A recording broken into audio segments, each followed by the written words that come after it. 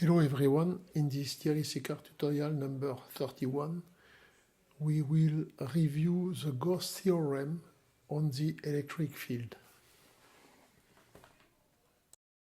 Based on Coulomb's law we saw in the Thierry Sicard tutorial number 30, we know that between two electric charge Q and uppercase Q distant from R, a force F is applied on charges equal to kq uppercase Q divided by R square. In the electrostatic unit system, K was equal to 1, but in the new MKSA unit system, K equal 1 over 4 pi times epsilon 0. The Gauss theorem was first formulated by Lagrange in 1773, but followed by Gauss in 1813.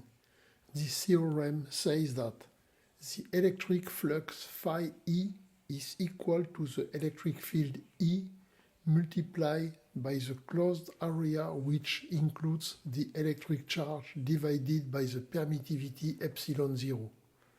So, for a punctual charge, by symmetry, the closed area is a sphere with the electric charge in the middle. Then the Gauss theorem gives E times 4 pi R square equal Q over epsilon 0. From this equation, we can get the electric field vector E equal to Q over epsilon 0 4 pi R square. As F equal QE, the electric field E equal Q over 4 pi epsilon 0 R square.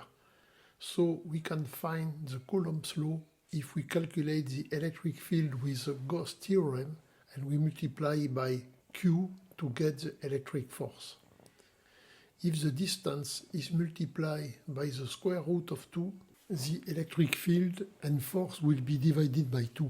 So the Gauss theorem proves that the Coulomb's law is really in 1 over R square, because R square comes from the sphere area, which is a surface integration. On this slide, we show the very simple electric field for a single punctual electric charge, then the electric field for dual punctual charges.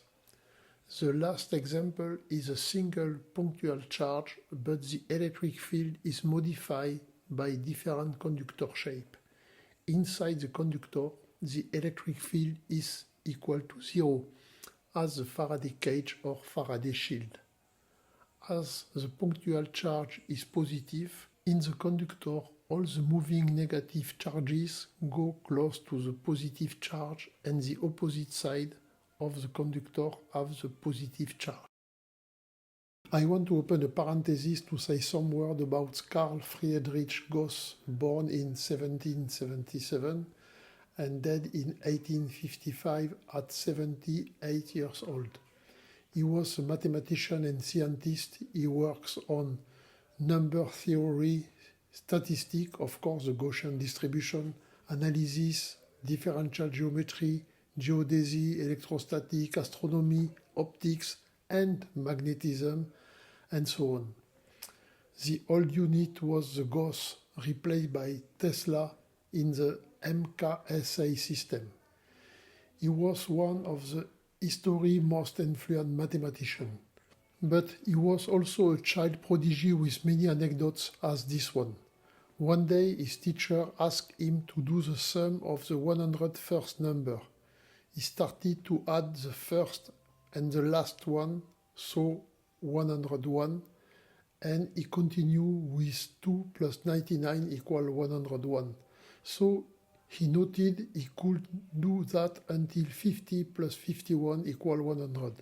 So 5 minutes later, he said to the teacher that the answer was 5050 because it was 50 times 101. Knowing this story, you will never forget that the sum of the n first number is n times n plus 1 divided by 2. It seemed that Gauss was 6 years old when he did this calculation. This short story shows that anybody could do that. It is not truly complex. It just highlights that it depends how we approach the problem.